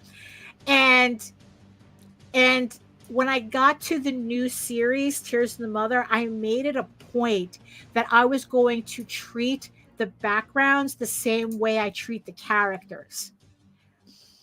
And there were and before I started the new series, I literally have a sketchbook full of backgrounds. Like, I would map out, like, okay, the characters are going to be in this room. And I literally mapped out the room. And it's like, so by the time I got to that scene, I had the room, like a blueprint already drawn out. And then I just had to base my background on that blueprint. And it really made, I was really shocked at the difference that made. Oh, yeah. I struggle immensely with the pelvis and shoulders. Yeah. And the thing is, and these are considered major points, that once you figure out the shoulders and the pelvis, the rest of the body falls into place. I know they take a lot out. They take a lot of time of the process. I know they take a lot out of the time process, but this is why instructional books and references are there to work with them, not from them. Yeah. And like I said, and that's the reason why I bought this book that should be coming in a couple of months, because it's supposed to be like, their whole thing is learn anatomy for the final time. It's like, so I'm really looking forward to that book. So, like I said, we'll do classes together. I'll just put the thing on the screen, and it's like, okay, we're going to be drawing hips all day. We're going to be drawing hip bones, because Ergo Josh did a video where he was talking about the most important joints is the shoulders and the hips. And it's like, once you figure, like, there's 3 points in the shoulders and there's 3 opposite points in the hips. And then it's like, once you kind of get the hang of how everything connects to those points, then like I said, the rest of the body falls into place. Because he was talking about learning to draw with efficiency, that he says that what happens is that a lot of artists, they spend too much time on the wrong things, like a lot of unnecessary detail, when really these are the only points. Like, as long as you figure out these points, then you'll have an easier time with the rest of the body. Let's see. Drawing with intent. How do you not draw with intent of getting better? As you see how things are off as you go, you have to make conscious decisions to fix it there and make it better. No, I've seen plenty of artists online. There was one artist that I follow she's one of these people that taught me that it is possible to be a YouTuber who happens to be an artist rather than an artist that is a YouTuber, right? So that was a hard lesson to learn. And she did a 30-day sketchbook challenge. It was like a thick ass sketchbook like this, like ultra thick. And the challenge was to complete that sketchbook in 30 days. And it was miserable watching her because it got to a point. Look at me not drawing here. It got to a point where she was just scribbling. Oh, just to say that that she filled it, like she did the quota for the day. Like it had nothing to do with actually like learning what she was doing. I mean, it was just literally, she was just making marks for the sake of marks, just to say she filled the quota of doing that sketchbook challenge. So yeah, I've seen other people do that too, where it's like they're drawing, but it's like nothing happens. That's the strangest thing, right? Where it's like, I'm watching people who've drawn for years and nothing happens. And I'm going, how does that work? How do you do that? So yeah, so the fact that you have to say drawing with intent, you have to, because there's plenty of people who are just drawing mindlessly and not understanding a thing. There's a difference between, you know what it is? It's going back to the whole AI thing again, is that it's kind of like how these guys who think that typing in a prompt is the same thing as doing artwork, and it's not. It's like one has nothing to do with the other because they have no intent, but at the same time, they don't see artwork as something you do with intent. You know what I mean? Does that make sense? So it's like, it's like the artists that they're literally just drawing marks on a page, but there's nothing coming out from it. Like how do you draw for 10 years and your artwork is exactly the same from when you started? Like I've no artists. I've followed artists who've done that. It's like weird, you know? Yeah, you see, and this is the difference too. Jake says, I don't imply intent to mean goal-driven or goal orientation. I think of it as a self-aware sub-objectives while doing the work. Yeah, that's different. That's different. You know, like it's kind of me working on this piece, right? And you know, and then it's like me realizing, understanding that there was something wrong with the character face, that I was drawing it wrong. And I knew I was drawing it wrong. So I had to go grab my reference, right? I know for a fact that hand, I have to go in and I can't ink that hand straight. I can't. I have to go in and I have to really fix it so that it looks right in the context of my piece. You know, so it's like, yeah, it's being conscious. Like, you see, and here's the funny thing, right? So like going back to the background thing, right? So I'm drawing backgrounds in in Tall Tales, right? So I'm doing these blueprints and I'm drawing the backgrounds, right? Perspective is not my strong suit. You know, as I've gotten better at it, but it's definitely not my strong suit. And there just came a point earlier on in the series that it's like, I'd rather have a wonky background than not have a background at all. Because at least a wonky background is me attempting to draw a background. And then it's like the idea is like, okay, I have this background. It's a little wonky. Do I know why it's wonky? It's like, yes, I do. So instead of like fussing on the one page trying to get it right, so I'll save it for next time. You know? So it's like, okay, next time. Because it's like, that was also the thing when I gave myself the challenge of not drawing backgrounds with rulers. You know? So that was also another thing that I did. I was a little frustrated of when I was like learning, like really learning how to draw these backgrounds, that they always looked strange. You know, I would use the grids and the whole thing and the rulers, but they would always look strange. I mean, probably because my perspective was off, right? But just the way things looked. Like here I was making this medieval setting, and the background didn't look like it fit. Like it wasn't organic, you know? And what I figured was the issue was that I was using a ruler too much, right? So the trick was, how do I teach myself to draw straight lines without using a ruler? And I've seen architects do this.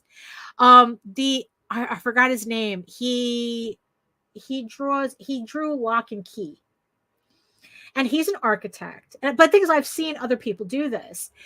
And he draws, he's inking. I don't know whether he draws without a ruler, but he definitely inks without a ruler. Because he would show videos of himself inking straight lines, and he'd be inking straight lines. You know, he'd be inking that straight line, you know, without a ruler. Right? So the idea that I figured, it's like, okay, how do I learn how to do that? Right? You know, and yeah, and there's exercises that you can do, but again, it's like, you know, to dedicate that time to just fill up a sketchbook full of straight lines. So it's like, screw it, I'm going to do this on my pages. So that's what I started. Oh, yes, Gabriel, yes. Oh, he uses rulers during the sketch phase. Okay, but not in the inking, because I've seen him ink on video, and he doesn't ink with a ruler. So, but his technique in inking a straight line is very interesting, because it's almost like he's feathering his brush, not his brush, he uses a micron, you know, and it's like he's feathering like that, you know, he's and that's how he's inking, but it looks like a straight line. Well, because he's an architect, Jake. Yeah, he's an architect, you know? And, you know, so it's like, so that was the thing. It's like, okay, so I'm going to do this on the pages. And I had to kind of like eat the idea that it's like, look, I'd rather it look wrong now so that it will look less wrong later. And that's essentially what's happening. So my backgrounds are looking less wrong as I'm going along, you know? So, so that's kind of where I'm at when it comes to this type of thing. It's like less wrong now. It's like to be wrong now, to be less wrong later. You know, if that makes any sense. You know, and that's kind of like, you know, like how I've felt with just a lot of my artwork in general.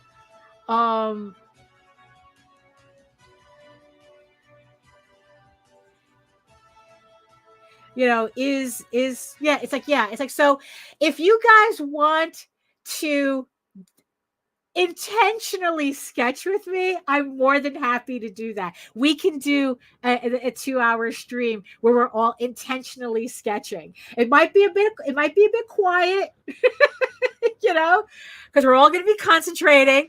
But yeah, we can definitely do that. We can spend 2 hours sketching hands, and then we'll spend another 2 hours on another show sketching torsos, and then we can do sneakers.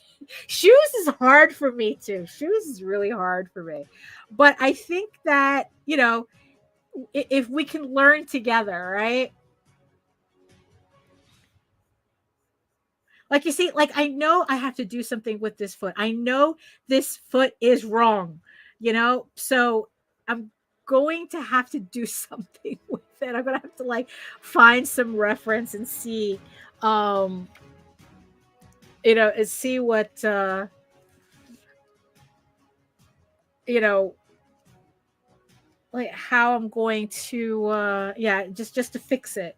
Just to fix it. And here also I can tell that this is wrong too.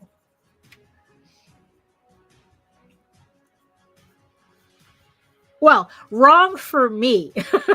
You see, that's also, yeah, sketching hair is hard too. That's another one. That's another one. Because it's like, especially, but you see, here's the thing. Oh, here we go. Being wrong now to be better later is not the purpose of a sketchbook. Absolutely. That's exactly what it is, right? That's why I always recommend keep a sketchbook. Always work in a sketchbook if you can, you know. Which is technically the right thing to do. You know, we're not really supposed to be practicing on our pages, on our actual pages. But that's, you know, that's what I do. You know, that's what I do. That's what Jake does. We're practicing on our pages.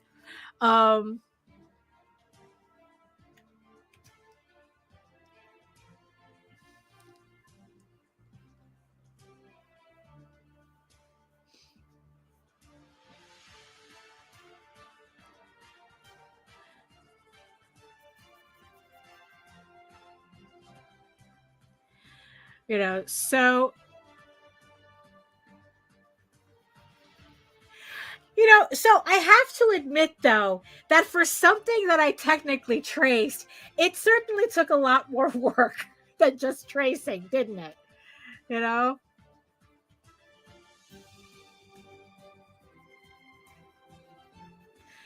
Let's see. Looking at this, I still think her head's a little small, like just a tad. Just a tad. So let's see. Okay, let's see here.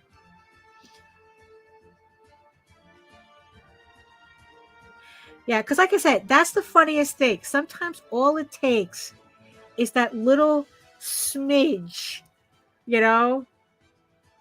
Like I barely moved it, you know, like I barely enlarged it, but it was just enough for it to fix what I thought was, you know, because now it looks more correct.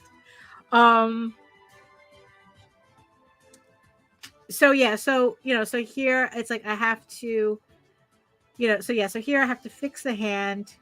I'm gonna have to fix that. So and then yeah, the hands I definitely have to fix. The feet I definitely have to fix. But pose wise, I think pretty much got what I needed. So here it is. So here's the original pose in the center that I took. And then it's like here's kind of like the final sketch. So what I'm going to do, just to show you, right? So we're going to plop this in, right?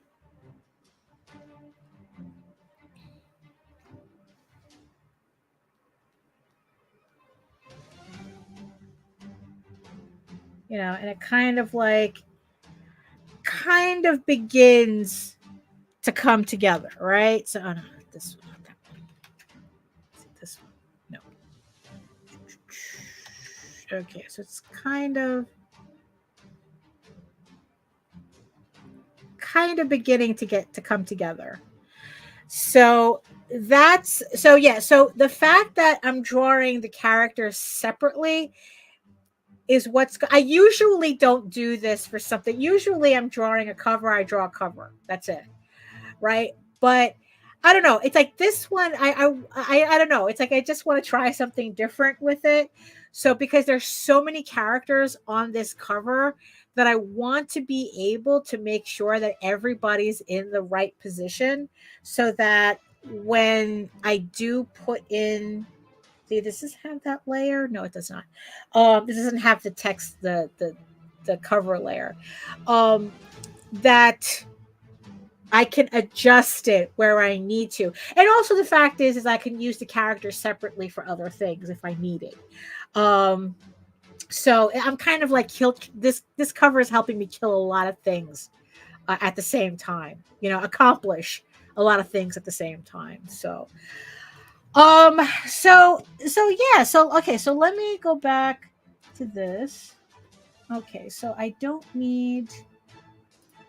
Okay, so I don't need. We can put her back in the middle, right there.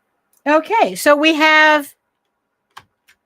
Okay, so here we go. So we have our two characters that we were able to sketch out today, trying to figure out these poses, right? So okay, so what else? So let me just shut off the music here. So I think we're pretty much at the end of this, right? And yeah, so okay, so I guess it's a date with everybody to do intentional sketching for 2 hours, right? So we just have to. So yeah. So I mean, technically, I don't need to wait for those books to come in, but it would be nice because I really do want to. You know what? So let's see. So okay. So let me see what work I can get done before next Wednesday. And how about it like on Wednesday we do an intentional sketching, right? And I'll use an actual sketchbook to do it. You see, I think that that's important. I think that that's important. Um, so if we're going to do intentional sketching, it has to be in a sketchbook because and here's why. Here's why, right?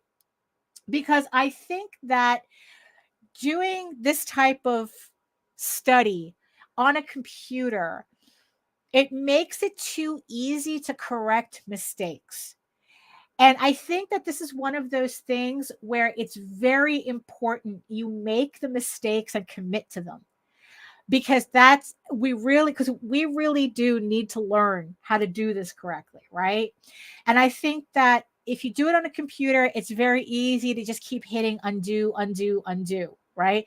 What happens if you can't hit undo, right? What happens is, it's like you learn to move on and to correct from that mistake. And also the fact that you can see. So you have like, say you draw the one wonky hand, right? So now let's do it again. Except now you wanted to make it look less wonky. So you have the wonky hand there. So now it's time, so now you have to. So yeah, so let me see what I can get done this week. And then we'll see because there's certain things I have to get done because by the week of the 17th, I need to start working on the layouts for issue 12 of Eagle Raven to get that done before the end of the month. So yeah, so how about it? So Wednesday, we'll meet again on Wednesday with our sketchbooks. And we'll just draw hands for 2 hours. How about that? We can do that, right? So so let's put a pin in that. I'm looking forward to that. So yeah, so I guess that if we have people, enough people in the chat who are interested in that, so we're gonna do that then. You know what? Might as well rip the Band-Aid off and just do it. So yeah, so okay, so that's the start of my cover. I don't know. I'm liking the results so far. Like I said, my style did change a bit. So I'm just gonna have to adjust to that.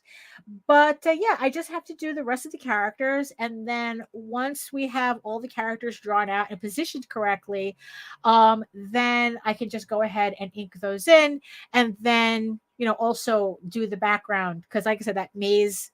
There's a maze that's going to go in the background that I want to. I'll probably do that separately, like pencil it out separately,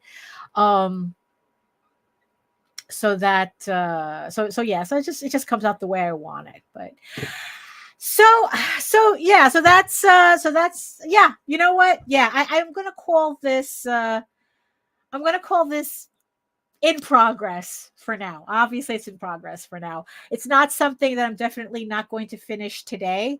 I'm probably just going to see if I can like sketch out one character a day, just to kind of like sketch it, plop it in, sketch it, plop it in, and then once we have all the characters done, then we'll revisit it to ink it. So we'll do that. So yeah. So so that's pretty much it. So yeah, so what else am I doing here? Well, so I just want to thank everybody in the chat for keeping me company. I want to thank all of the beautiful eyeball people also keeping me company for this 2 hours. I hope you guys got just as much work done as I did. I think this is a good start, honestly.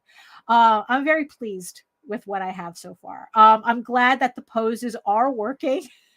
So the book is definitely worth it. So if you're ever on Kickstarter and you see Masters of Anatomy, they go live for any reason, I highly suggest buying their books.